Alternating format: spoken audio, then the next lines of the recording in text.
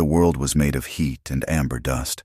When the stagecoach groaned to its final stop, the dust, fine as milled flour, settled over everything, muting the harsh Wyoming sun to a tired, golden haze. From her window, Eliza Hart saw Ash Hollow not as a town, but as a collection of weary wooden buildings squinting against the glare, and a gallery of faces, all turned toward her. She smoothed the front of her gray traveling dress, a practical Boston garment that felt foolishly out of place here. Her gloved hands, clenched tightly in her lap, were damp. This was it. The finality of her journey, the end of a desperate flight across a continent. She had traded the gilded cage of her uncle's house for this raw, unwritten landscape, for a man she had never met. The coach door swung open, and the driver, a man whose face was a roadmap of sun and wind, offered a calloused hand. "Here you are, ma'am, Ash Hollow." Eliza took his hand and descended, her boots sinking into the thick dust. The whispers started immediately, a dry rustle like cicadas in the heat. They were looking at her, then past her. She followed their gaze and saw him. Boone Calder did not stand so much as he occupied a space the way a mountain does. He was a shadow cast long in the noon sun, a man built of timber and rock. Broad shoulders stretched the fabric of his clean but faded shirt, and his hands, hanging loose at his sides, looked large enough to palm a calf's head. He took a step forward, the movement hesitant, almost clumsy, as if he were constantly minding his own scale in a world built too small. His face was weathered, his eyes a startlingly clear blue under the brim of his hat, and they were fixed on her with an expression of profound, agonizing awkwardness. This was her husband, the man whose name she had signed next to hers on a legal document sent by post, a proxy marriage that felt more like a business contract than a union of souls. It was a contract for safety, a shield against the long, cruel reach of her uncle, Silas Hart. Boone stopped a respectable 10 feet away. He swept his hat from his head, revealing thick, dark hair unruly with sweat. "Mrs. Calder." His voice was a low rumble, like stones shifting deep underground. It was softer than she expected. "I am Boone Calder. Welcome to Ash Hollow." "Mr. Calder," she replied, her own voice steadier than she felt. "Thank you." The silence that followed was heavy, filled by the stares of the entire town. A woman with arms like rolled dough stood in the doorway of the general store. A blacksmith, his leather apron dark with soot, had paused with his hammer in mid-air. They were all waiting. For what? Eliza was not sure. A spectacle, perhaps. The joining of the giant and the little eastern sparrow. Boone seemed to feel it too. He cleared his throat. "My wagon is just here. I will get your trunk." He moved with a surprising economy of motion for such a large man, retrieving her single, heavy trunk as if it were a hatbox. As he secured it to the back of a sturdy buckboard wagon, Eliza took a breath, steeling herself. She was not the fragile thing they imagined. Boston had taught her that resilience was not about size, but about will. "We thought," Boone said, not quite meeting her eyes as he helped her up onto the wagon seat, his hand barely touching her elbow, "that a blessing at the church might be best. To satisfy folks, the legal papers are all in order, but a public acknowledgement is a wise idea, Mr. Calder." Eliza finished for him. She understood. They needed to present a united front, to quell the gossip before it took root and poisoned the ground. The church was a simple white building with a modest steeple. Inside, it smelled of dry wood and old hymns. The preacher, a thin man with a kind face, waited for them at the front. A few of the town's more prominent citizens had followed them in, their curiosity outweighing their manners. Eliza recognized the woman from the general store and a few others. They settled into the pews, their whispers echoing in the quiet space. As the preacher began to speak of union and companionship, the church doors creaked open. A man swaggered in, his spurs jingling with abrasive confidence. He was wiry and had a mean set to his mouth. Deacon Rusk, a name she had heard muttered by the other stagecoach passengers, a cattle drover with a reputation for stirring up trouble. He let the doors slam shut. Well, look what the mail brought in. Calder's got himself a mail-order doll. His laughter was harsh and loud. the preacher faltered. Boone's entire body went rigid beside Eliza. She felt the tension coil in him, a palpable wave of heat. Rusk took another step down the aisle. Heard you were too fearsome to court a proper local girl. Boone had to buy one blind. Hope you warned her what happens when you get angry. The air thickened with a shared memory that Eliza was not privy to. She saw the townsfolk shift in their seats, some with morbid interest, others with a flicker of old fear. Boone's hand, resting on the pew in front of him, clenched into a fist so tight the knuckles went white. He did not look at Rusk. He looked at the floor, his jaw a line of granite. The shame radiating from him was a tangible thing. "That is enough, Deacon," the preacher said, his voice trembling slightly. But Rusk was enjoying his performance, just making sure the little lady knows what she signed up for. A man who put another boy near to death with his bare hands before he was even grown. Boone rose to his feet. The movement was slow, deliberate, and it seemed to suck all the air out of the room. He was immense, towering over the pews. "You will not speak to my wife that way. You will not speak in this house that way." His voice was quiet, but it carried a weight that silenced everyone. He did not threaten. He simply stated a fact. Rusk's smirk faltered for a second, faced with the sheer physical reality of Boone Calder, but his malice was quick to recover. "His wife," he sneered. "She will not be saying that when she wakes up black and blue." Before Boone could answer, Eliza stood, all eyes swiveled to her. She felt small, but her voice when it came out was clear and sharp, honed by years of dealing with her uncle's condescending associates. "Sir," she said, directing her words to Rusk but projecting them for the entire room to hear, "you seem to possess a great deal of information about my husband's past. It is a curious thing, for a man to be so invested in the affairs of another. One might almost suspect he has very few of his own worth mentioning." A collective intake of breath. Rusk's face darkened with surprise and fury. Eliza continued, her tone cool and level. "My husband has shown me nothing but gentle courtesy. You, on the other hand, have shown the manners of a barnyard animal. As for what I have signed up for, I assure you, I am a woman of sound mind. I made my choice with my eyes wide open. Perhaps you should concern yourself with your own." She sat down. Her heart was hammering against her ribs, but she kept her back straight, her gaze fixed forward. From the corner of her eye, she saw a woman in a handsome bonnet. The one who ran the dressmaking shop, May Sullivan was her name, give a single, almost imperceptible nod of approval. Boone slowly lowered himself back onto the pew, his movements still stiff. He did not look at her, but she felt the rigid line of his shoulder soften just a fraction. The blessing was concluded in a strained, hasty manner. Rusk, silenced for once, glared from the back of the church before stalking out. The ride to the ranch was quiet. The sun began its descent, painting the vast sky in strokes of orange and violet. The prairie rolled out on all sides, an endless sea of grass that made her feel profoundly alone, yet also, strangely, free. The ranch house was a solid 2-story structure made of logs, with a wide porch. It was not large, but it was built to last, like the man who lived in it. Inside, it was clean and sparse. A large stone fireplace dominated the main room. A massive table stood in the center, surrounded by chairs that, like everything else, seemed proportioned for a giant. "Your room is upstairs," Boone said, his voice still rough with the tension from the church. He led the way up a sturdy staircase. He opened a door to a room that was surprisingly lovely. A comfortable-looking bed was covered with a simple, colorful quilt. There was a wardrobe against one wall and a small writing desk by the window. The furniture was all made of the same light-colored wood, and it was clearly handmade. As Eliza looked closer, she saw that the edges of the wardrobe doors were carved with delicate, intricate wildflowers. And the desk was lower than standard, perfectly scaled for a woman of her height. He had made it for her. The realization struck her with unexpected force. This quiet, hulking man who could not meet her eyes had spent hours carving and measuring and sanding, all for a stranger from a world away.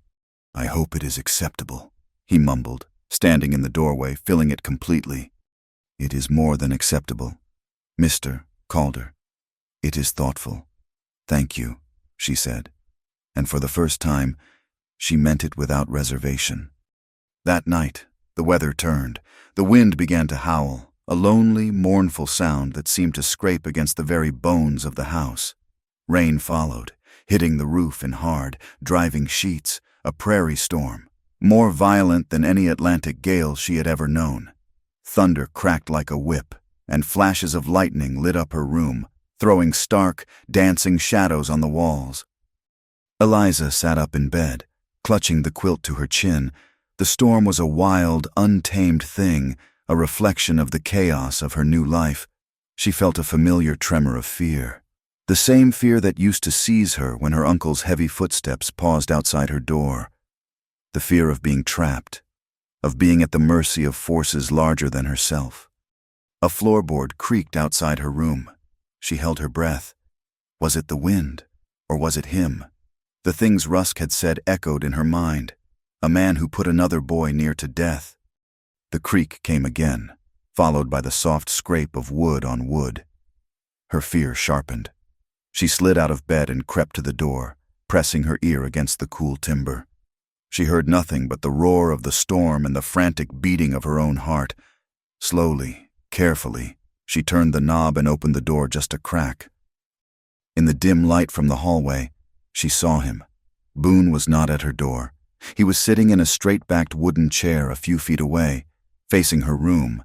He was fully dressed, his back to the wall, his large frame crammed into a chair that was comically, painfully too small for him. His head was bowed, and he appeared to be asleep. But she knew he was not. He was keeping watch.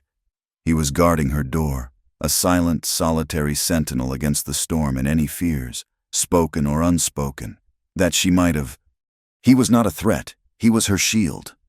Eliza gently closed the door, her fear melting away, replaced by a strange and unfamiliar warmth.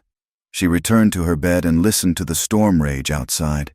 But now, the sound was different. It was just weather. The true shelter was the quiet, steadfast presence of the man sitting in the too small chair just on the other side of her door. In the heart of the wild, lonely darkness, a tiny, fragile seed of trust had been planted. The morning after the storm was born of silence and crystalline light. The air, scrubbed clean by the rain, smelled of wet earth and sage. Eliza came downstairs to find Boone at the massive stove, a coffee pot in one hand. The small, straight-backed chair was tucked away in its corner, giving no evidence of the long vigil he had kept. He did not mention it, and neither did she. It was a truth that existed between them now, solid and unspoken. He had set a plate for her at the kitchen table. It was an extraordinary piece of furniture, made of the same pale, hand-sanded wood as the pieces in her room. It was built on 2 levels. One end was of a standard height, where Boone now sat, his long legs fitting comfortably beneath it. The other end, where her plate was set, was several inches lower, a perfect height for her to sit without feeling like a child at a giant's feast. She ran her hand over the smooth, lower surface. "You made this. It was not a question." He nodded, pouring coffee into a thick ceramic mug. Seemed practical. 1 table is easier to build than 2. His practicality was a form of kindness she was beginning to understand. It was in the low desk in her room, the carved wildflowers on the wardrobe, and this table built for 2 different people to share the same space as equals. It was a language without words, a statement of intent. After breakfast, as she was washing the dishes, he stood in the doorway between the kitchen and the main room, his presence filling the frame. "Eliza," he said. It was the first time he had used her given name. "There are things we should agree upon." She turned, drying her hands on an apron. "Yes. This is your home now. You are not a guest, and you are not my servant. The work of this place is considerable, but none of it is your burden alone unless you choose to make it so." He paused, gathering his thoughts. "What happened in town yesterday? I am sorry you were subjected to that." "You defended me, Mr. Calder." "Boone, he corrected gently. And you defended me, which no one has ever done. He looked at his large hands, then back at her. I want you to feel safe here, always. So, I propose some rules. We proceed slowly. We tell each other the truth, even when it is difficult, and there will be no forcing of any matter between us. Ever. Go slow, tell the truth, no forcing. The words settled into her heart, a balm on the old wounds left by her uncle's suffocating control. This was not a cage. It was a shelter, and he was offering her the key. I agree to those rules, Boone, and I have one to add. He waited, his blue eyes attentive. We are partners in this, the ranch, this house, our name, partners. A slow smile touched his lips for the first time, transforming his rugged face. It made him look younger, less burdened. Partners. He agreed. Life on the ranch fell into a rhythm dictated by the sun and the seasons. Eliza, who had once navigated Boston society with its intricate rules and hidden dangers, now learned the simpler, more direct challenges of the prairie. The chickens were her first trial, a flock of feathered tyrants who seemed to delight in scattering whenever she approached with the feed. Boone watched from the barn doorway one morning, a rare look of amusement on his face as she tried to herd a particularly stubborn hen. He said nothing, but later that day, a smaller, lighter feed bucket appeared on the porch, one she could carry easily without spilling. The garden became her domain. She found a strange satisfaction in turning the soil, in coaxing green shoots from the dark earth. It was honest work, and the results were tangible. While she managed the garden, Boone managed the larger world of the ranch, mending fences that stretched to the horizon, tending to the cattle, his days filled with hard physical labor. Her greatest contribution, however, lay in the ranch's ledgers. Boone's bookkeeping was a chaotic collection of receipts and scrawled notes. Eliza, with her sharp mind for figures honed by years of covertly studying her uncle's business papers, brought order to the chaos. She sat at her custom-built desk in the evenings, the lamplight glowing on her focused face, and transformed his scattered numbers into a clear picture of the ranch's health. He would watch her sometimes, a look of quiet awe in his eyes. They were partners. He broke the wild land, and she tamed the numbers that governed it. One afternoon, he told her it was time she learned to ride properly. He led a calm, steady mare from the barn, already saddled. Her name is Willow. She has a gentle mouth and a smooth gait. Eliza looked at the saddle, perched high on the horse's back, with a flicker of apprehension. It seemed a great distance to the ground. I adjusted it for you, Boone said.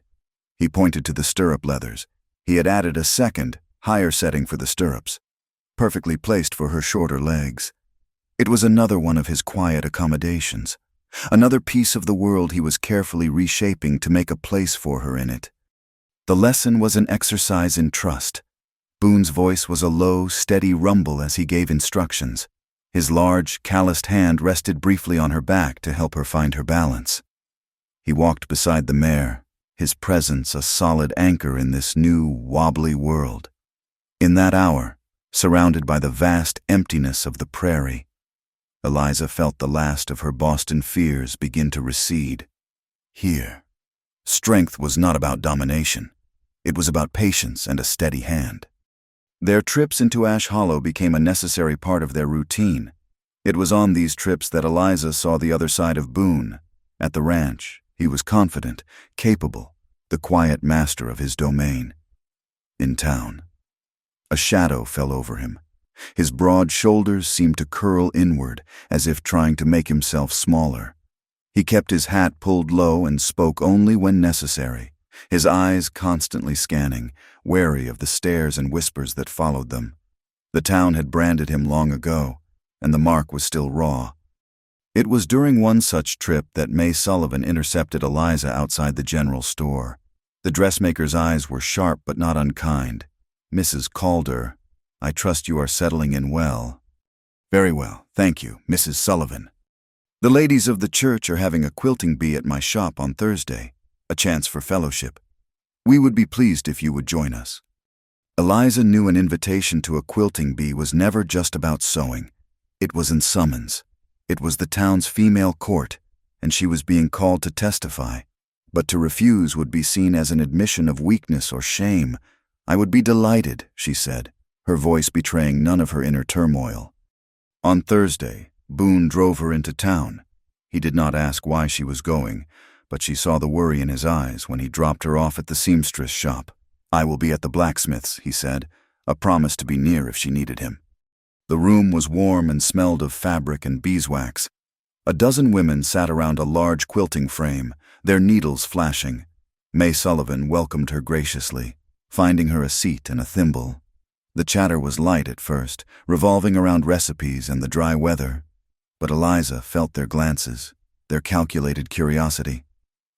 The questions began subtly, posed by a woman with a perpetually pursed mouth. It must be a great change from Boston, such a quiet life out on the Calder Ranch. "I find the quiet peaceful," Eliza replied, her stitches small and even. "And Mr. Calder," another woman chimed in. "He keeps to himself, so he must be a man of deep thoughts." "He is a man of great consideration," Eliza said, her voice calm. Then came the question she had been waiting for, delivered by the pursed-lipped woman with an air of feigned sympathy. "It is a brave thing you did, my dear, coming all this way, for a man you had never met, especially a man so large. I do hope he is gentle with you, particularly on your wedding night." The needles stopped. The room was silent. Every eye was on Eliza. This was the heart of the trial. They wanted to know about the giant and the sparrow, about the brute and his mail-order bride. Eliza took a deliberate, careful stitch. She looked up and met the woman's gaze directly. "Mrs. Gable, you are correct.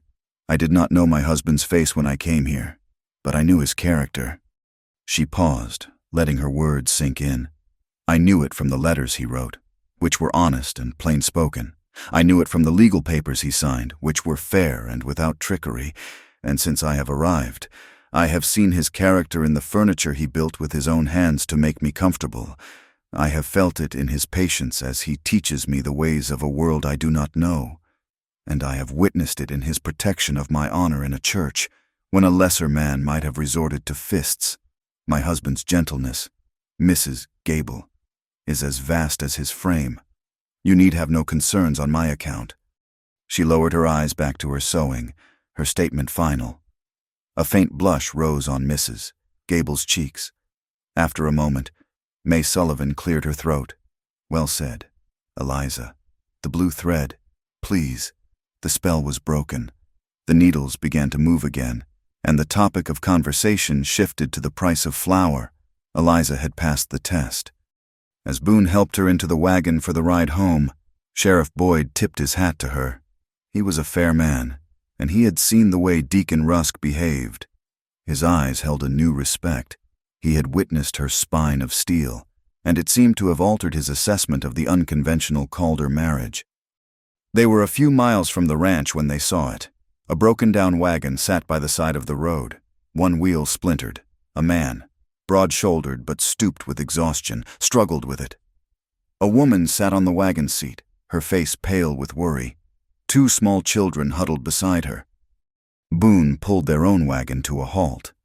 As they got closer, they could hear the man muttering in a language that was not English. He looked up as they approached, his eyes filled with the wary look of a man who expected no kindness from the world. "Trouble?" Boone asked. The man gestured to the wheel, speaking in heavily accented English. "The wheel, it is broken. We have come far. From Poland, Kowalski." Eliza looked at the family. They were thin, their clothes worn, their faces smudged with the dust of a long and difficult journey. They were outsiders, adrift in this vast, unforgiving land. They were people who did not fit, who were viewed with suspicion. She saw herself in the wife's worried eyes, and in the father, she saw a reflection of Boone, another large man weighed down by hardship. Boone looked at the splintered wheel, then at Mr. Kowalski. He looked at the woman and the children. Then he looked at Eliza. No words were needed in his eyes. She saw the same recognition, the same flash of empathy. They were partners, and their home, The one they were building together just might be big enough for others who did not fit the world's narrow frames. The Kowalski family became a quiet, steady presence at the ranch. Boone, recognizing a fellow craftsman, had given Mr. Kowalski work repairing a section of the barn roof that the storm had loosened. The man's hands, though calloused from farming, were skilled with wood, and soon the sounds of a hammer and saw became a new part of the ranch's daily music. Mrs. Kowalski, in turn, helped Eliza in the expanding garden, her quiet companionship a welcome antidote to the profound solitude of the prairie. They communicated in a mix of broken English, gestures, and shared smiles over the stubborn, hopeful green shoots rising from the soil. The children, a boy and a girl with wide, solemn eyes, would often watch Eliza, their initial fear slowly giving way to a shy curiosity. Boone and Eliza had given them more than a repaired wheel.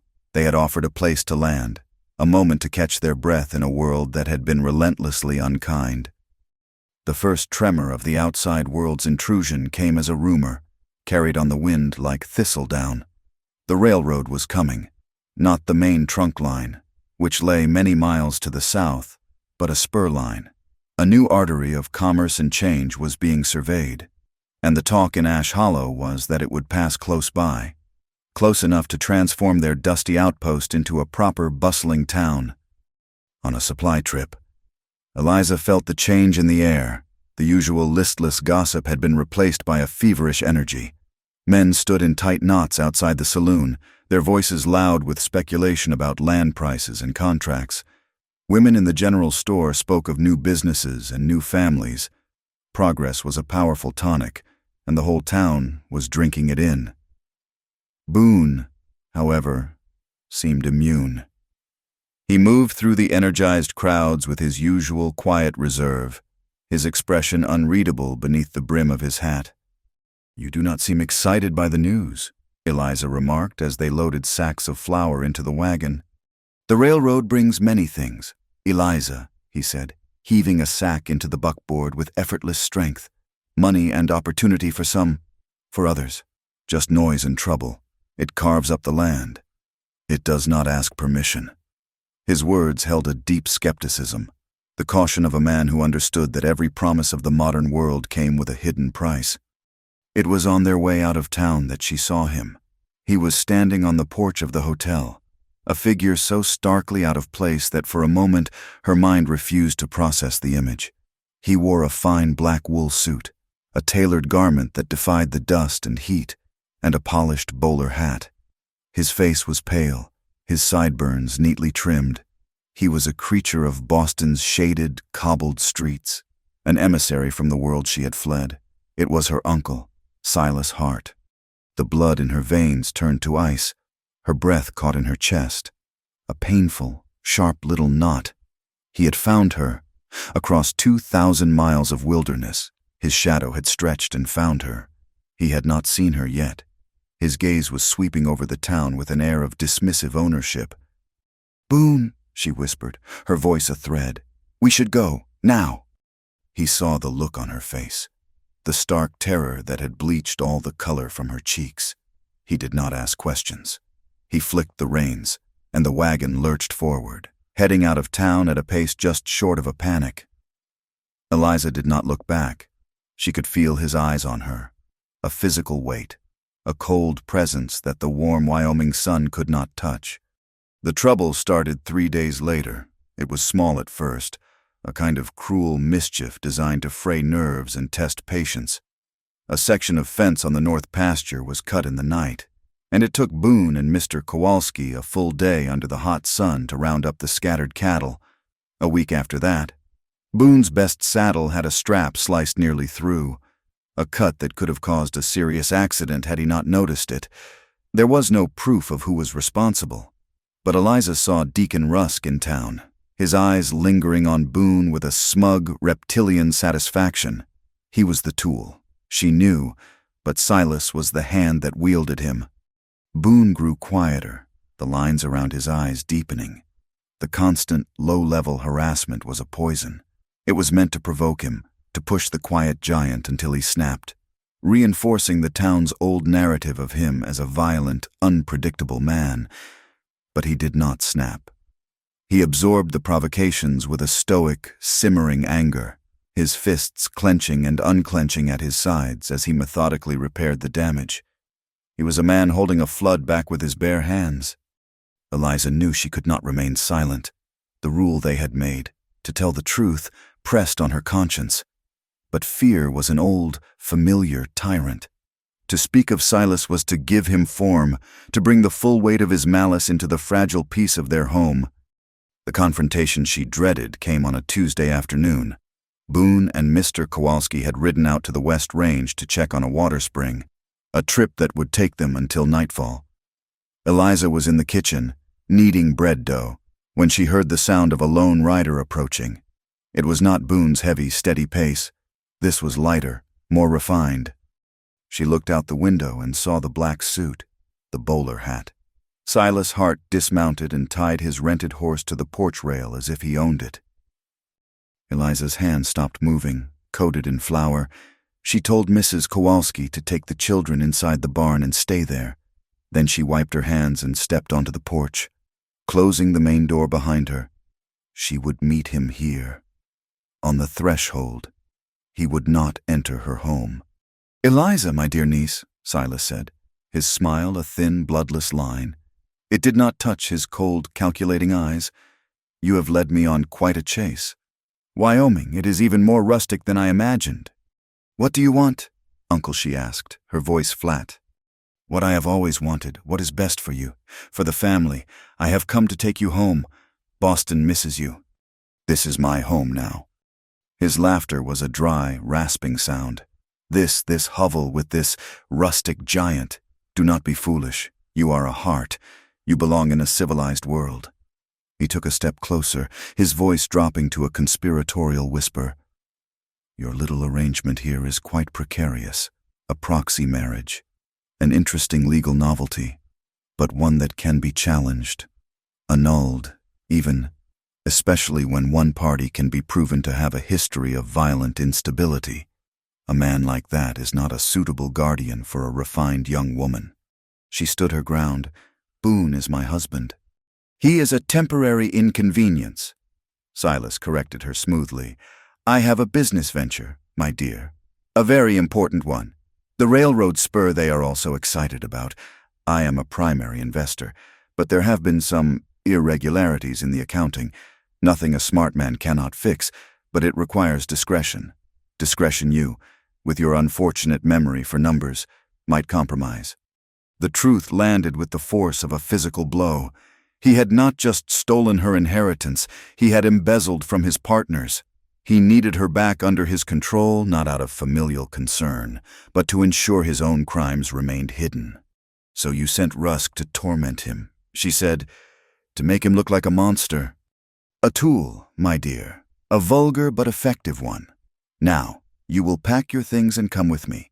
We will say you had a change of heart, that the frontier was too much for your delicate constitution. It will be very simple." "No." The smile vanished from his face.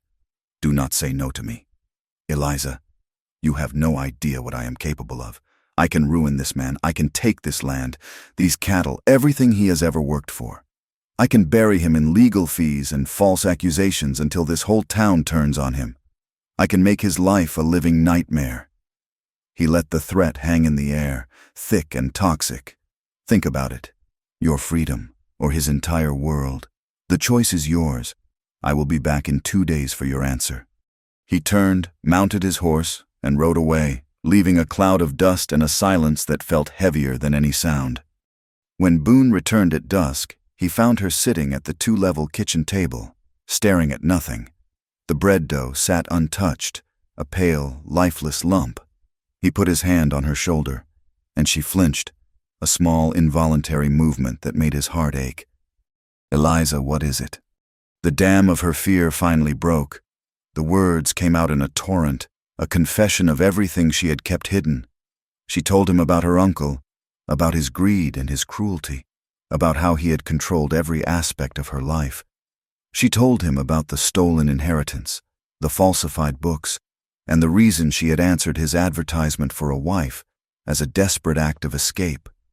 And she told him about the man in the black suit, the threats, the impossible choice he had laid at her feet. When she finished, tears were streaming down her face. She had expected to see anger in Boone's eyes. Instead, she saw a deep, profound hurt. "You carried this all alone," he said, his voice rough with emotion. "You sat across this table from me every day, and you carried this fear all by yourself." "I was afraid," she whispered. "To tell you, I thought you would send me away. I brought this trouble to your door."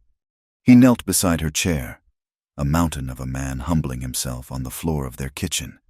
He took her hands, his touch surprisingly gentle. "Eliza, look at me." She met his gaze.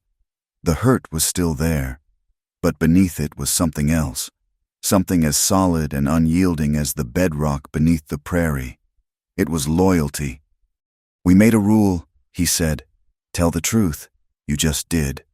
Now I will. Your uncle is not your trouble anymore. He is our trouble. You are my wife. This is your home. No one is taking you anywhere, and no one is taking this ranch from us." He squeezed her hands. "We face him together." The 2 days before Silas Hart's threatened return were a strange mixture of quiet dread and a new, steely resolve. The confession had not shattered their fragile world. It had forged it into something stronger. They were no longer a man and a woman bound by a contract of convenience, but partners, a fortress of two against a coming storm. The truth, once a terrifying secret, was now the foundation they stood upon.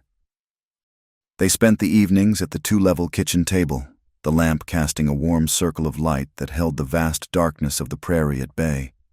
Their conversations were no longer just about the price of feed or the weather. They were the counsels of war for a battle they had to win. "He thinks he can frighten us into submission," Eliza said, her hands wrapped around a mug of chicory coffee. "That is his primary weapon, fear." "It is a powerful one," Boone admitted, his voice a low rumble. He looked at her, his blue eyes clear and direct. "But it is less powerful when it is shared." In those hours, they laid their plans. They were not plans of retreat, but of entrenchment, of building a future so solid that Silas's threats would find no purchase. Their first decision was to formally hire Mr. Kowalski. It was a risk, taking on a paid hand when money was tight, but they knew they needed the help. More than that, they needed allies. The next morning, Boone approached the Polish immigrant as he was reinforcing a corral gate. Eliza watched from the porch as Boone spoke, his words slow and deliberate to ensure he was understood. She saw Mr. Kowalski's shoulders, usually slumped with the weariness of a man long out of luck, straighten. A look of stunned, profound gratitude transformed his face. He shook Boone's hand with a fierce solemnity, a silent pledge of loyalty that was worth more than any wage. Their second plan was more audacious. "The price of cattle will fall if this dry spell continues," Boone said that evening, pointing to a column of figures in the ledger Eliza had organized. "Folks will be selling off stock they cannot afford to feed. If we can buy a dozen head now, when the price is low, we will be in a stronger position come spring, provided we have the water and feed to see them through." "Our spring still runs strong," Eliza mused, her mind already calculating, "and there is still good grass in the high pasture. It is a gamble, but it is a vote of confidence in our own land. It is an act of defiance." "It is an act of building," Boone corrected her gently. And in that, Eliza understood his core nature. He was not a fighter by instinct. He was a builder of barns, of furniture, of a life, and he would defend what he built with a ferocity that his quiet demeanor belied. The day Silas was due to return dawned gray and heavy. An unseasonable chill was in the air, and the wind carried the scent of rain. Boone was on edge. He had been working relentlessly, pushing himself from before sunrise to well after sunset, as if he could physically exhaust his own anxiety. He was in the hayloft, stacking the last of the season's cut, a physically demanding job that involved heaving heavy bales into place under the eaves. Eliza was watching the road, her stomach in a tight knot, when she heard the sickening crack of splintering wood, followed by a heavy, muffled thud that seemed to shake the very ground. She ran toward the barn, her heart leaping into her throat. She found him on the packed earth floor below the loft. A rotted floorboard had given way. He was trying to push himself up, his face pale and contorted in pain. His left leg was bent at an unnatural angle. "Boone," he grunted, shaking his head as if to clear it. "The board. It was old. I should have checked it." Mr. Kowalski came running from the corral. Together, they managed to get Boone inside and onto his bed, a difficult, agonizing process that left all three of them breathless. Boone's face was slick with sweat, his jaw clenched against the pain. Eliza sent Mr. Kowalski into town for Dr. Merriweather, with a quiet instruction to be discreet and to keep an eye out for a man in a black suit. The hours that followed were a blur of focused activity for Eliza. She cut away Boone's pant leg to reveal a badly swollen and bruised ankle. It was not a clean break. She prayed, but it was a serious injury. She sent Mrs. Kowalski for buckets of cold water from the well and began the slow, gentle work of applying cold compresses to keep the swelling down. The rain started in the late afternoon, a cold, miserable drizzle that matched the ache in her heart. Dr. Merriweather arrived just before dusk, his face grim. He examined the leg with practiced hands. "A bad sprain and some torn ligaments," he announced, his voice low. "He is lucky. If he had landed differently, it would have shattered the bone. He needs to stay off it completely for at least 2 weeks, maybe more." The doctor bound the ankle tightly, gave Eliza a small jar of strong-smelling salve, and left with a promise to check on him in a few days. The unspoken reality hung in the air. The ranch's protector was incapacitated. Night fell. The rain turned from a drizzle into a steady, chilling downpour. Eliza brought a lamp into Boone's room. He was lying back against the pillows, his eyes closed, but she knew he was not asleep. The pain was too great. She tended to him with a quiet efficiency she did not know she possessed. She made a broth and helped him drink it. She renewed the cold compresses. His clothes were damp with sweat and rainwater, and she knew he would catch a chill if he stayed in them. "I need to get you into some dry clothes," she said, her voice soft but firm. He opened his eyes. A flicker of the old awkwardness, of vulnerability, crossed his face. "Eliza, we are partners," she reminded him gently, "and you are hurt. Let me take care of you." With painstaking effort, she managed to help him out of his damp shirt and trousers and into a dry nightshirt. His own clothes and the dress she had been wearing were soaked. While the fire in the main room roared, she needed something to wear. On the back of the door hung one of his clean work shirts, made of thick, soft flannel. Without a second thought, she pulled it on over her chemise. It was enormous. The sleeves hung down past her fingertips, and the hem fell to her knees, a ridiculous, makeshift dress. But it was warm and dry, and it smelled of him, of clean soap and sunshine and sawdust. She sat in the wooden chair beside his bed all night, dozing fitfully. She kept the fire in his room fed, and she applied the doctor's pungent salve to his ankle whenever he stirred in pain. The rain lashed against the windows, a constant, drumming rhythm, in the darkest hours. As he slept a feverish, restless sleep, she found herself watching the gentle rise and fall of his chest. This large, powerful man was completely vulnerable, completely in her care, and she felt not a flicker of fear, only a fierce, overwhelming wave of protectiveness. Sometime before dawn, utterly exhausted, she must have drifted into a deeper sleep. She awoke with a start, not in the chair, but in the bed beside him. She was lying on top of the covers, and a heavy wool blanket had been tucked carefully around her. The rain had stopped. Soft morning light filtered through the window. Boone must have, at some point, managed to lift her from the chair and place her here. She sat up, pushing her tangled hair out of her eyes. She was still wearing his shirt. The sheer size of it, the way it enveloped her, suddenly made her feel intensely self-conscious. She must look like a child playing dress-up. Boone was awake, watching her. The pain was still etched on his face, but his eyes were clear, and they held an expression of such tender warmth that it made her breath catch. A blush crept up her neck. She smoothed down the front of the huge shirt. "Do I look silly?" she whispered. the question a small, vulnerable thing in the quiet room. He reached out his hand, his fingers gently tracing her jawline. He did not smile. He simply looked at her as if he were seeing the sunrise for the first time. He tugged her closer, his touch gentle but firm, until she was leaning over him, her hair brushing against his cheek. His voice was a low, rough whisper, full of a raw emotion that shook her to her core. "You look like my forever." The words settled over her. Not like a compliment, but like a vow. Forever. It was a word that had always terrified her. A word her uncle had used to mean possession, a cage from which there was no escape. But from Boone's lips, it meant something else entirely. It meant shelter. It meant home. It meant a horizon that they would walk toward together. The fear she had carried for so long, the constant, vigilant guard she kept over her own heart, simply dissolved in the quiet light of that room. She had run across a continent to find freedom, and instead, she had found something far more precious. She had found a place to belong. She leaned down, and their lips met for the first time. It was not a kiss of passion, but of recognition. A soft, certain sealing of a promise that had been growing between them since the day she arrived. It was the taste of chicory and rain-washed air, the feel of safety and home. When they finally drew apart, the world had shifted.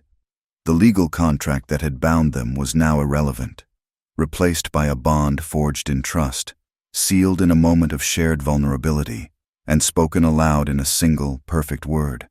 They were no longer just partners. They were husband and wife, in every way that mattered. The promise of that morning in Boone's room did not hold back the sun. The days that followed grew hotter, the sky a brazen, merciless blue. The brief respite of the rain was forgotten, a fleeting dream in the face of a waking nightmare. The drought took hold of Ash Hollow and squeezed. The prairie grass, once a sea of green, cured to a brittle, dusty brown. The earth cracked like shattered pottery, and the wind, when it blew, carried not the scent of sage and wildflowers, but the taste of fine, red dust that coated everything, turning the world a uniform, weary color. Silas Hart did not return. The 2-day deadline came and went, leaving behind a silence more menacing than any threat. He was a spider, waiting in the shadows, letting the world itself do his work for him. The drought was a better weapon than Deacon Rusk could ever be. It bred fear and suspicion, turning neighbors into rivals for the most precious commodity on earth, water. The spring on the Calder Ranch, fed from a deep, reliable source, still ran, though its flow had diminished to a determined trickle. It was enough for them, for the Kowalskis, and for their herd. This small blessing made them an island of survival in a parched land, and they became the object of both desperate hope and simmering envy. Boone's leg was healing, but slowly. The deep ache was a constant companion, and he walked with a heavy limp, often relying on a thick, hand-carved cane. The injury forced a stillness on him that was unnatural, and Eliza could see the frustration coiling in his broad shoulders. He was a man of action, and he was hobbled at a time when action was most needed. The inaction gave him too much time to think, and his eyes would often drift to the road leading from town, his jaw tight with anticipation of a battle he could not yet fight. The sandstorm came without warning. One afternoon the horizon vanished, replaced by a rolling, churning wall of brown. The sun was blotted out, and the world descended into a suffocating, ochre twilight. The wind shrieked, a high, keening sound that seemed to scrape the soul raw. They huddled inside the sturdy log house, the Kowalski family with them, listening to the storm rage. Fine dust, impossible to stop, seeped through every crack, covering the furniture with a gritty film. When it was over, hours later, the world was changed. The landscape was alien. The familiar contours of the hills softened and blurred by drifts of sand. Fences were buried. The garden was choked, and the Kowalskis' small repaired wagon, which had served as their temporary home, was overturned and half filled with dirt. The most disheartening sight was the windmill that pumped water from the well to the lower pasture trough. The fury of the wind had bent its metal blades, leaving them twisted and mangled, like the petals of a dead flower. It stood as a monument to their own fragility, a testament to the brutal, impersonal power of the land. The storm broke something in the spirit of Ash Hollow. When Eliza next rode into town with Mr. Kowalski for supplies, she saw a despair that was deeper than any she had witnessed before. The wells in town were nearly dry. Families were talking of leaving, of abandoning months, sometimes years, of backbreaking work. Eliza found May Sullivan in her shop, listlessly sweeping a pile of red dust from her floorboards. "There is nothing to sew," May said, her usual brisk energy gone. "No one is thinking of new dresses when they cannot be sure of their next meal." "Then we shall give them a meal," Eliza said, her voice clear and certain. May looked up, a flicker of interest in her tired eyes. "We can pool our resources," Eliza continued, the plan forming in her mind as she spoke. "My garden has survived, and our larder is full. Others must have something to spare. We can set up a kitchen in the church hall, a place where everyone can come for a hot meal. It is better to face this together than to starve alone." May Sullivan looked at the small woman from Boston. At her determined chin and her clear, intelligent eyes, she saw not a mail-order bride, but a leader. A slow smile touched May's lips. "A community kitchen," she said, the words tasting of hope. "That is a very fine idea. Mrs. Calder, a very fine idea indeed."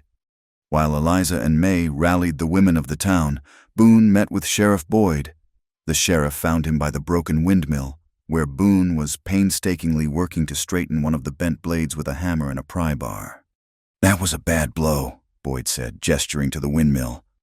"The land gives, and the land takes," Boone replied, not looking up from his work. He was leaning heavily on his good leg, sweat beading on his forehead. "Folks are hurting, Calder," the sheriff said. "A few of the smaller homesteaders to the east, their pastures are gone. Completely. They will lose their stock."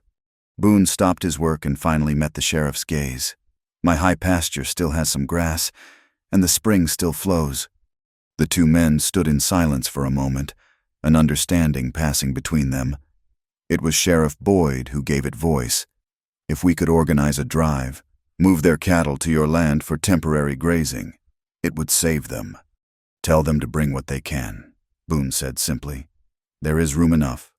The sight of Boone Calder, leaning on his cane, directing the slow-moving procession of his neighbor's cattle onto his own land, was a powerful one. It was an act of quiet, profound generosity that did not go unnoticed. But as respect for Boone grew in some quarters, so did the resentment in others. Deacon Rusk watched it all, his face a mask of sour envy. Boone's quiet nobility was a constant rebuke to his own petty cruelty. The town was beginning to see Boone not as the monster of Rusk's stories, but as a pillar of the community. Rusk could not stand it. He had been paid by Silas Hart to break the man, and instead, Boone was rising. Under the cover of a moonless night, Rusk rode out to the low earthen dam that created the town's small reservoir. The creek that fed it was low, but the reservoir still held a precious supply of water. With a shovel, he scrambled down the dry face of the dam. He found a spot near the base and began to dig, not to break it, but to weaken it, to carve a deep, vicious wound into the packed earth, a wound that a strong rain would tear wide open. The next evening in the saloon, he let the poison slip. "Funny," he said to the bartender, his voice loud enough for others to hear, "how Calder's Creek is running strong enough for his own herd and half the town's. While our reservoir is drying up, a man with his knowledge of the land could easily divert the main flow, weaken the whole system." The lie took root in the fertile ground of fear and desperation. That night, the sky broke. It was not the gentle, life-giving rain they had prayed for, but a violent, angry downpour. Thunder cannoned across the sky, and lightning illuminated a world turned to mud. On the Calder ranch, they listened to the deluge, praying the roof would hold. They heard the sound even over the roar of the storm. It was a deep, guttural groan, the sound of the earth itself giving way, followed by a roar that grew louder and louder. Boone was on his feet in an instant, his bad leg forgotten. The dam. He breathed. He threw open the door. In the flashes of lightning, they saw it. A wall of churning, muddy water was sweeping down the shallow valley, right toward the low-lying area where several homesteads, including the Kowalskis' makeshift camp, were situated. Panic and chaos erupted in the darkness. Lanterns appeared, swinging wildly, their small lights creating more confusion than clarity. Shouts and screams were torn away by the wind. The floodwaters, shallow but incredibly powerful, tore through the small encampments, sweeping away wagons and belongings. Then came a cry that cut through the storm, a sound of pure terror. It was Mrs. Kowalski. "My children, my children!" Eliza's lantern found them. The two small Kowalski children were clinging to the side of their overturned wagon, which the flood had wedged against a pair of cottonwood trees. The water was rising around them, tugging at them with greedy, insistent hands. Before anyone could move, before Eliza could even scream his name, Boone was gone. He plunged into the rushing water, not with a limp, but with the powerful, driving strides of a man possessed. The water tore at him, reaching his waist, but he leaned into it, his immense size and strength the only things keeping him from being swept away. The entire town seemed to hold its breath, their petty squabbles and suspicions washed away by the raw, terrifying drama unfolding in the swinging lantern light. He reached the wagon, his hands finding the children. He hoisted the little girl onto his back, her small arms locking around his neck. He scooped the boy up into the crook of one powerful arm. The journey back was an agonizing slow-motion battle. He stumbled once, his injured leg giving way on the slick, muddy ground. A collective gasp went through the crowd on the bank. But he did not fall. With a roar of pure will, he righted himself and continued his slow, relentless march out of the water and onto solid ground, where he gently deposited the two weeping, terrified children into the arms of their hysterical mother. He stood there for a moment, breathing in ragged, deep gulps, the water streaming from his clothes. The rain began to lessen, the fury of the storm finally spent. And in the flickering light of a dozen lanterns, the people of Ash Hollow looked at Boone Calder, and they did not see a monster. They saw a hero. The next morning, under a clean-washed sky, the town assessed the damage. It was bad, but it could have been worse. No lives had been lost, thanks to Boone. As the men began the work of salvage and repair, Sheriff Boyd rode out to the broken dam. He stood looking at the gaping hole, the water now just a placid stream flowing through the breach. Something bothered him. He had seen dams break before. They usually crumbled and slumped. This was different. It was a clean tear, a gash. He slid down the muddy bank to get a closer look. There, near the bottom of the break, he saw them. Deep, parallel scrape marks in the packed earth. Too straight, too uniform to be made by water and rock. They were the marks of a tool, of a shovel blade, driven in with force, over and over again. This was no act of nature, this was sabotage. The sheriff stood up slowly, wiping the mud from his hands. He thought of the whispers he had heard, the lies being spread the night before. His gaze turned from the broken dam toward the town, and his face hardened into a mask of cold, deliberate anger. He knew who had done this, and he knew who had been the intended victim of the blame. The flood was a baptism for Ash Hollow. It washed away not just the topsoil, but the deep-seated layers of suspicion and fear that had defined the town for years. In the aftermath, a new sense of community, fragile but determined, began to sprout. The community kitchen, run with tireless efficiency by Eliza and May Sullivan, became the town's heart. Boone, despite the persistent pain in his leg, became its backbone, organizing work crews and offering his own dwindling lumber supplies to those whose homes had been damaged. The whispers that followed him now were not of his past, but of his heroism. This shift in public opinion was a balm, but Eliza knew it was not a shield. Silas was still out there, a venomous snake coiled in the shadows. His silence was the quiet before a strike. She knew her uncle's mind, his obsession with control and his utter ruthlessness when his plans were threatened.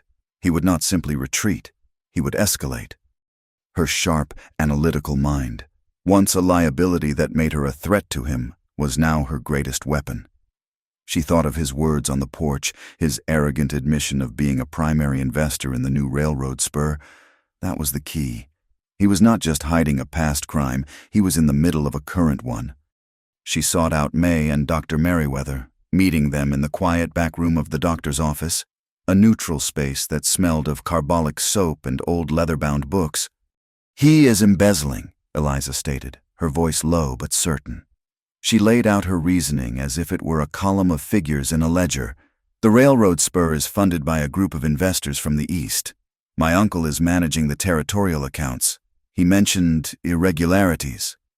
That means he is skimming money. But to do that effectively, you need 2 sets of books, one for the investors, showing legitimate expenses, and one for himself, showing where the money is actually going." Dr. Merriweather steepled his fingers, his intelligent eyes thoughtful. "A serious accusation. Can you prove it?" "Not yet," Eliza admitted. "But I know how he thinks. He is arrogant. He would keep the real ledger close, a symbol of his power. He is staying at the hotel. I would wager he has it in a safe there. Or he has entrusted it to a local man he thinks he can control." May Sullivan, whose network of information was more reliable than the territorial telegraph, leaned forward. "The new clerk at the hotel, Mr. Peterson, a nervous little man from Cheyenne. Silas Hart has been seen with him several times. Peterson looks like a rabbit who has just been told a wolf is his new best friend." The plan they hatched was quiet and dangerous. May, through her network of sewing circles and general store gossip, began to gently probe, learning about Peterson's habits, his fears, his love of the whiskey bottle. Dr. Merriweather made a house call to the hotel owner, ostensibly to check on his gout, but in reality, to assess the layout of the back offices. Eliza, meanwhile, spent her nights by lamplight, not at the ranch ledgers, but recreating from memory the structure of her uncle's fraudulent bookkeeping from Boston, identifying his patterns, the specific ways he liked to hide his thefts in plain sight. Their break came a week later. May learned that Peterson, terrified of his association with Hart, had taken to drinking heavily after his work was done. One evening, May sent a boy with a message for the clerk, a fabricated emergency from a non-existent cousin. As the flustered Peterson rushed out of the hotel, Eliza, cloaked in a dark shawl, slipped into the back office. The room was small and cluttered. On the desk was a heavy, leather-bound ledger. It was the book for the investors, she knew instantly, full of plausible lies. The real book would be hidden. Her eyes scanned the room, landing on a loose floorboard beneath the desk. It was an old trick, but Silas was a man of predictable arrogance. She pried it open. Inside was a second, identical ledger. She did not take it. That would be too obvious. Instead, she worked with frantic, focused speed, her mind a blur of numbers. She photographed the key pages in her mind, memorizing the inflated costs for timber, the payments to ghost employees, the entire architecture of his crime. It was all there. And at the bottom of several pages, in payment for security and land consultation, was a name she knew all too well, Deacon Rusk. She was back at the ranch before moonrise, her heart pounding with a mixture of terror and triumph. She told Boone everything. He listened, his face a grim mask in the lamplight. The proof was not in their hands, but it was in her head, a weapon they could now use. But Silas had his own informants. He must have learned of their quiet investigation, or perhaps he simply grew impatient. He decided to force their hand. The first snow of the season began to fall the next afternoon. It was not a blizzard, but a soft, steady descent of large, wet flakes that muffled the world in a blanket of white. It was beautiful and treacherous. Mr. Kowalski was in the barn, mending a harness. Boone was out on the range, his leg now strong enough for light riding, checking on the cattle in the high pasture. Eliza was alone in the house, watching the snow fall, when the door burst open. It was Deacon Rusk. His face was flushed, his eyes wild. He held a pistol in his hand. "The books, Mrs. Calder," he snarled, advancing on her. Hart wants the books. He knows you have them. I do not know what you are talking about, she said, her voice shaking despite her effort to keep it steady. She backed away toward the fireplace, her hand reaching for the heavy iron poker. Before she could grasp it, a blur of motion came from the side. Mr. Kowalski, hearing the commotion, had run from the barn armed with a heavy wooden mallet. He swung it at Rusk, but the cattle driver was too quick. He sidestepped and brought the barrel of his pistol down hard on the side of the Polish man's head. Mr. Kowalski crumpled to the floor, unconscious. Rusk grabbed Eliza by the arm, his grip like a vice. No more games. You are coming with me. You are the price for the books now. He dragged her out into the swirling snow, forced her onto his horse, and spurred it into a gallop, heading not toward town, but toward the old logging road that led up into the mountains. Boone saw the tracks when he returned an hour later. 2 horses, one leaving at a frantic, panicked pace. He saw Mr. Kowalski, now conscious but dazed, and the story came tumbling out, a cold, terrifying fury. Unlike anything he had ever known, settled over Boone. It was not the hot rage of his youth, but a glacial, focused calm. He saddled Willow, the fastest and most sure-footed horse on the ranch, and took off in pursuit, the snow stinging his face. His world narrowed to the tracks in the fresh powder and the singular, desperate thought of his wife. He found them at the old wooden bridge that spanned Black Creek Gorge. It was a rickety, treacherous structure, especially now, with a slick layer of wet snow covering its old planks. Rusk had stopped in the middle, his horse skittish. He was holding Eliza in front of him, the pistol pressed to her temple. "That is far enough," Calder Rusk yelled, his voice strained. "You bring me those ledgers, or she goes over the side." Boone dismounted, his hands held open and away from his body. The snow swirled around them, the only sound the rushing of the creek in the chasm far below. His injured leg throbbed with a dull, burning pain, but he ignored it. "There are no ledgers." "Rusk," Boone said, his voice calm and steady, carrying across the gorge. "You have been listening to a liar. Let her go. This is between Hart and me." "Liar," Rusk shrieked, his composure cracking. "He paid me good money. He said you were trying to ruin him." "He paid you to be his thug, Rusk. He is using you. When this is over, do you think he will protect you? A man like that saves only himself." Boone took a slow, deliberate step onto the bridge.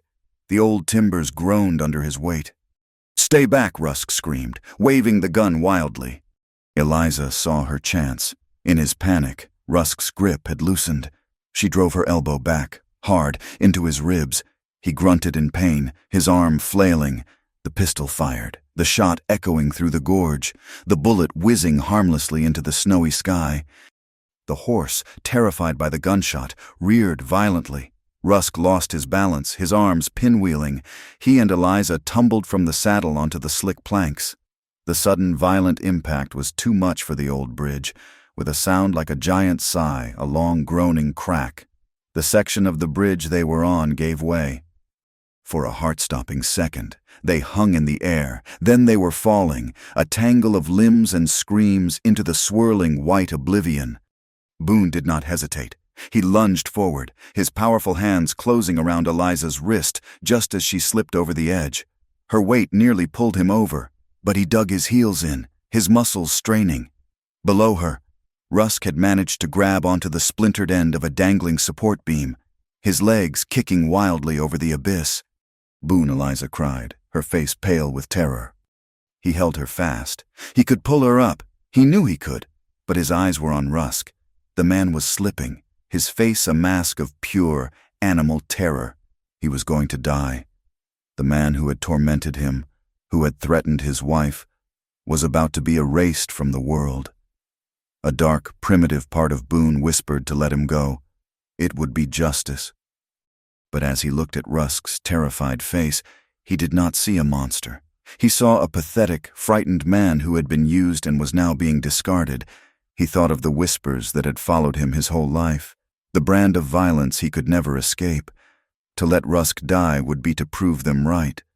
Rusk Boone shouted over the roar of the creek, "Give me your hand!" Rusk stared at him, his eyes wide with disbelief. "Give me your hand. Damn you," Boone roared, his voice raw with effort. With his last ounce of strength, Rusk reached up. Boone shifted his grip, his muscles screaming in protest. He now held the lives of two people in his hands, the woman he loved and the man he despised. With a great, guttural cry that was torn from the very depths of his soul, he pulled. He dragged them both, inch by agonizing inch, back onto the solid part of the bridge. They collapsed in a heap, Eliza sobbing in his arms, Rusk coughing and sputtering, his bravado completely gone, just as Boone staggered to his feet. Sheriff Boyd and two deputies thundered onto the far side of the bridge, their rifles ready. They had followed Boone's tracks. "It is over," Rusk, the sheriff said, his voice hard as iron. He dismounted and cuffed the trembling man. It was then that a fifth figure appeared. Silas Hart stepped out from a thicket of pine trees on the far cliff edge. Not 50 yards away, he held a rifle, its stock pressed firmly against the shoulder of his fine black suit. He had been watching the entire time. A touching display. "Calder!" Silas called out, his voice carrying clearly in the cold air, but ultimately pointless. He raised the rifle, the barrel aimed squarely at Boone's chest. But he had underestimated Eliza. As his finger tightened on the trigger, her eyes, sharp and clear, darted to the side of the cliff where Silas stood. A logging company had been working there, and a small crane, used for loading timber onto wagons, stood nearby. A heavy bundle of logs was suspended from it, held in place by a single, thick retaining pin attached to a long rope. While every other eye was on Silas and his rifle, Eliza scrambled to her feet. She ran to the rope. With all her strength, she pulled the pin free. The mechanism released with a loud clang. The heavy bundle of logs swung down like a giant pendulum, crashing into the cliffside just below where Silas was standing. The ground beneath him crumbled. With a cry of shocked outrage, Silas Hart, the man of finance and control, tumbled backward, disappearing from view, his rifle discharging into the empty air as he fell into a deep, soft, and ignominious drift of cleansing snow. The journey back from Black Creek Gorge was a slow, surreal procession through a world made silent and white by the snow. Silas Hart, his fine suit ruined and his dignity shattered, was hauled, sputtering and indignant, from the snowdrift by Sheriff Boyd's deputies. Deacon Rusk, a broken and shivering man, was shackled and led on foot. Boone and Eliza rode side by side, the warmth of her hand on his arm a steady, grounding presence in the dreamlike aftermath. The violence was over, but the reckoning was yet to come. News of the events at the bridge traveled faster than the riders. By the time they reached Ash Hollow, the entire town was waiting. They saw the cuffed men, the exhausted sheriff, and the sight of Boone and Eliza riding in together, not as giant and mail-order bride, but as a unit, a partnership that had faced down the darkness and won. A quiet, collective respect settled over the crowd. The trial of Boone Calder, the one that had been held in whispers and sidelong glances for 15 years, was finally over. The trial of Silas Hart was about to begin. There was no formal courthouse, no circuit judge for 100 miles. Justice in Ash Hollow had to be immediate and forged from the will of the community itself.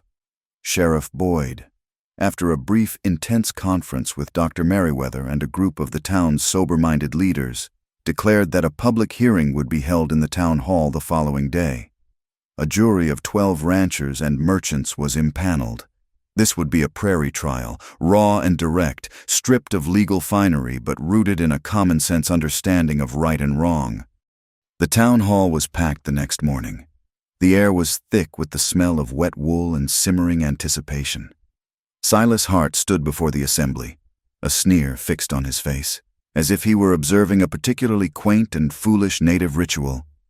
Deacon Rusk, by contrast, seemed to have shrunk, his eyes darting around the room like a cornered rat. Sheriff Boyd laid out the charges: attempted murder, kidnapping, and the willful destruction of the town dam. The prosecution's first and most powerful witness was Eliza. She stood before the jury, small and composed in a simple gray dress.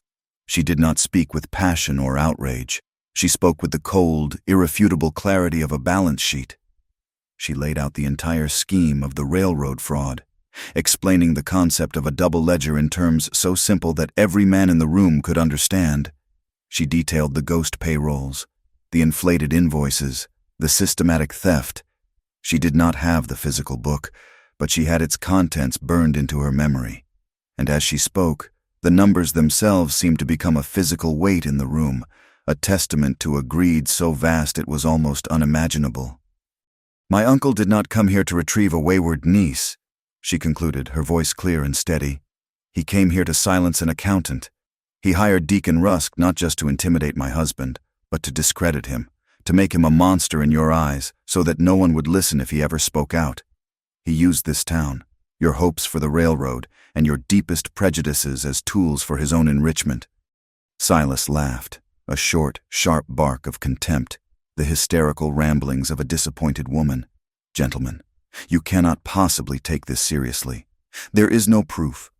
Only the word of a female who ran away from her family responsibilities." But the seeds of doubt in his story had already been sown. The men on the jury had seen Boone Calder risk his life for their children. They had seen Eliza organize the kitchen that fed their families. They had seen her quiet dignity and her spine of steel. They looked at Silas Hart, and they saw a predator. The final nail was Deacon Rusk. The sheriff offered him a chance to speak. Rusk, his face pale and slick with sweat, turned his terrified gaze from Silas to the jury. The choice was clear: cling to a master who would surely discard him, or throw himself on the mercy of the community he had wronged. "He made me do it," Rusk blurted out, the words tumbling over each other in a desperate, pathetic rush. It was his idea. He said it would make Calder look bad, that everyone would blame him.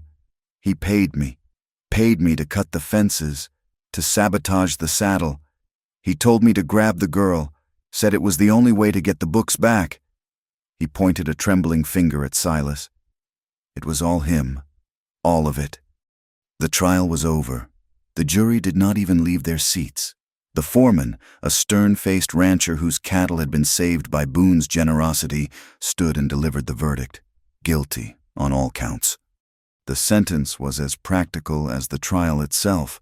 The territorial marshal would be summoned to transport Silas Hart to the federal prison, but his assets, specifically his controlling shares in the Ash Hollow Railroad spur, were seized by emergency community ordinance. Their value would be used to create a restitution fund, first, to repair the dam and compensate the families who had lost property in the flood. What remained would be used for the good of the community that he had tried to exploit. In the distribution, a modest sum was awarded to Boone and Eliza, not as a prize, but as fair compensation for the damages and harassment they had endured. They accepted it with quiet gratitude. Their first act was to hire a team of well diggers, not for their own land, but for the town.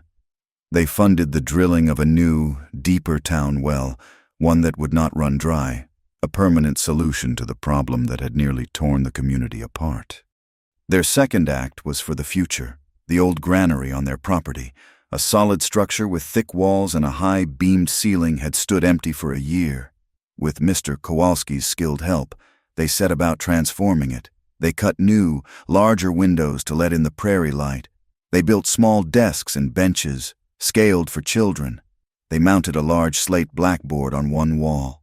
In the small cupola on the roof, they hung a bright brass bell. It was to be a school, not just for the Kowalski children, but for any child who needed it. For the children of homesteaders too far from town, for the shy, quiet children of the Arapaho who lived peacefully along the creek, for any child who, for one reason or another, did not quite fit in the rigid confines of a traditional schoolhouse. It was a school for the children who, like Boone, were not made to the world's standard measure. The town, in its own way, sought to make amends to Boone. A delegation, led by Sheriff Boyd and the town council, rode out to the ranch one crisp autumn afternoon. They found Boone reinforcing the porch steps, the work steady and methodical. "Calder," the sheriff said, getting straight to the point. "With the railroad coming and the town growing, we have need of a man who understands the land and the cattle. We have created a new position, Cattle Safety and Resource Coordinator. It is an official town post. We want you to take it." Boone stopped his work, his hammer held loosely in his hand. He looked at the faces of the men before him. For years, these same faces had regarded him with suspicion, with fear. Now, they were looking at him with respect, with trust. They were inviting him in, making him not just a resident of the community, but a pillar of it. A wave of something cold and sharp, like the fear he had felt on the bridge, washed over him. He had spent his entire adult life trying to be invisible, to avoid notice, to keep his head down. This new role, this public trust, felt like a stage with 1,000 bright lamps pointed directly at him. The whispers had stopped, but in his mind, he could still hear their echoes. He was terrified that if he stepped into that light, the old fears would return, that they would see the monster again, lurking just beneath the surface. I thank you for the offer," he stammered, unable to meet their eyes. "I need to consider it." The delegation left, sensing his unease. That evening, as the sun set, casting long shadows across the porch, Boone sat in his oversized chair, his hands clasped tightly between his knees. Eliza came and sat on the steps below him, leaning her head back against his good leg. "You are afraid," she said softly. It was not an accusation. It was a statement of fact, of understanding. "They were all looking at me," he said, his voice a low, troubled rumble, "the way they used to. I do not know how to be the man they want me to be." Eliza reached up and placed her hand on his. "You do not have to be anyone different. You just have to be the man you already are." She paused, then turned to look up at him, her expression full of a love and a belief that was as solid as the ground beneath them. "Think of it this way. That town hall is just a bigger version of this house. Those people are just a larger version of our family. All you have to do is be the same man you are here. Let us be as we are at home, humble but firm." Humble but firm. The word settled into his heart, a key turning in a lock he had not even realized was there. He did not have to pretend. He did not have to perform. He just had to be himself, the builder, the protector, the quiet, steady center. He looked out over the land he had tamed, toward the granary that was now a place of hope. He thought of the children who would learn there, the future being written in chalk on a slate board, a future he had helped to build. The next morning, the sound of a bell, clear and bright, rang out across the prairie for the first time. It was the sound of a new day, of knowledge taking root, of a justice that was not about punishment, but about creating a space for everyone, no matter their size or their story, to grow. Spring came to Wyoming not as a gentle guest, but as a quiet, powerful force reclaiming the land. The red dust of the drought was gone, washed away by the winter snows, and now bound to the earth by a stubborn, brilliant green. The prairie, which had seemed to be holding its breath for a year, finally exhaled, and the air was sweet with the scent of new grass and damp soil. Life, tenacious and determined, was returning. On the Calder Ranch, the rhythm was one of renewal. The new herd, bought low during the drought, was now fat and content in the lush pastures. The windmill, its blades painstakingly straightened by Boone and Mr. Kowalski, spun with a cheerful, steady whir, a symbol of their resilience. And every morning, from the old granary, came a new sound, one that spoke more of the future than any cattle low or rooster crow.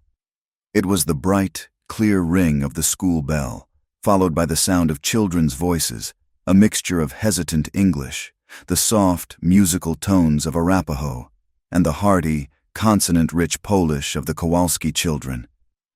Eliza had found a calling she never knew she was seeking. She was not just a teacher of letters and numbers, she was a weaver of community. She taught the children to read from old almanacs and the few books she had brought from Boston. But she also taught them to see the value in each other's stories. They learned as much from sharing their different words Forson and River as they did from any printed page.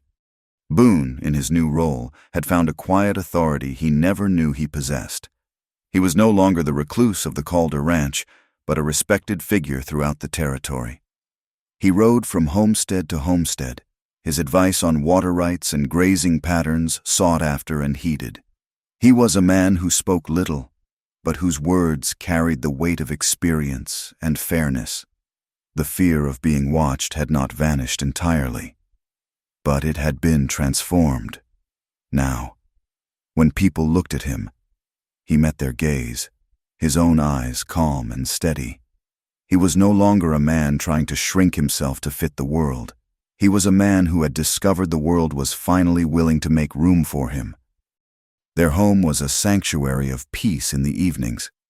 They would sit at the extraordinary two-level kitchen table, a piece of furniture that had become a quiet legend in Ash Hollow, a symbol of their unique partnership.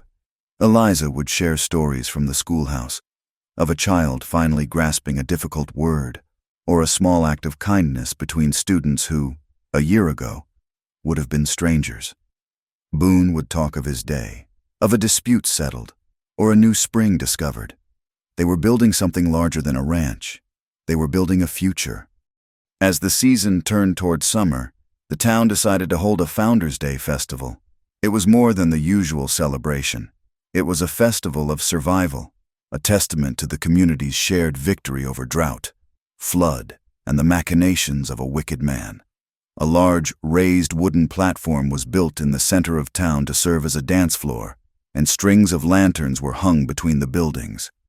A few nights before the festival, Eliza was walking back from the schoolhouse in the late twilight. As she approached the barn, she heard an unfamiliar sound. It was music, a faint, tinny waltz coming from a small music box, and the sound of a slow, rhythmic scraping. Puzzled, she crept to the large, open barn door and peeked inside. In the center of the barn floor, illuminated by a single lantern, was Boone. He was alone, his large frame moving with a sort of clumsy, concentrated grace. He was practicing dancing. He held his arms out as if embracing an invisible partner, his brow furrowed in focus as he shuffled through the steps of a waltz, his movements a negotiation between his sighs and the music's gentle rhythm. On the floor beside him was a pamphlet with diagrams of footprints, and on his feet were a new pair of boots. She looked closer and saw that the soles were far thinner than his usual work boots, the heels almost non-existent. He had built himself a pair of dancing shoes, carefully crafted for the sole purpose of lowering his great height by an inch or two to better meet her eye. Her heart swelled with a love so profound it was almost painful. This quiet, powerful man, who had faced down gunmen and floods, was here, in secret, wrestling with a waltz. All for her. She slipped away before he could see her, a smile on her face that she knew would not fade for days. The night of the festival was alive with light and laughter. The whole town was there, their faces bright with hope. Eliza stood with May Sullivan, watching the children play, when Boone approached. He was wearing a clean shirt and his new dancing boots, and he looked impossibly handsome and impossibly nervous. He stopped in front of her, his large hands clasped behind his back.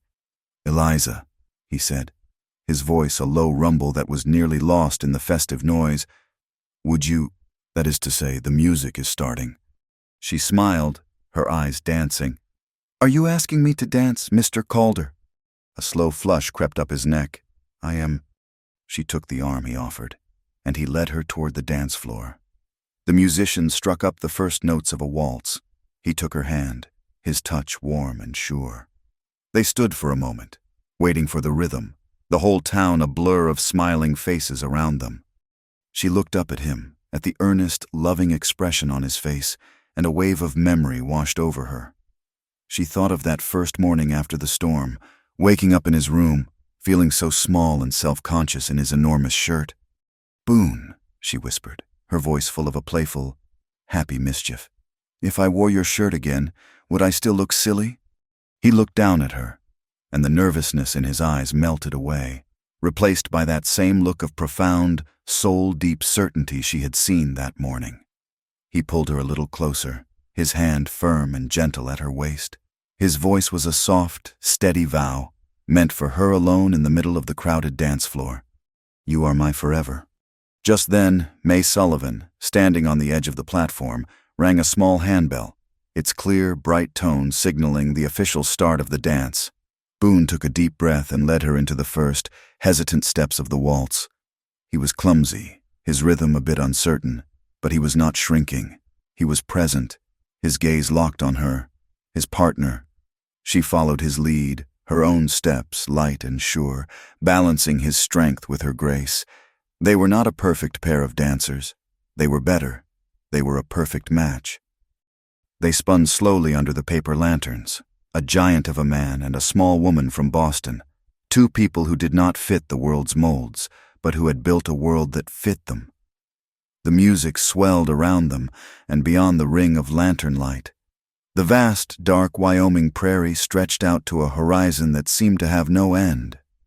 It was a harsh and demanding land, but it was also a place of breathtaking beauty and limitless possibility. A place with a heart big enough to hold a promise longer and wider than the sky itself. Thank you for listening to our story. Please comment where you are listening from to connect with each other. Subscribe to my channel, Wild West Night, like the video, and support us further by pressing the hype button so our stories can be heard by more people.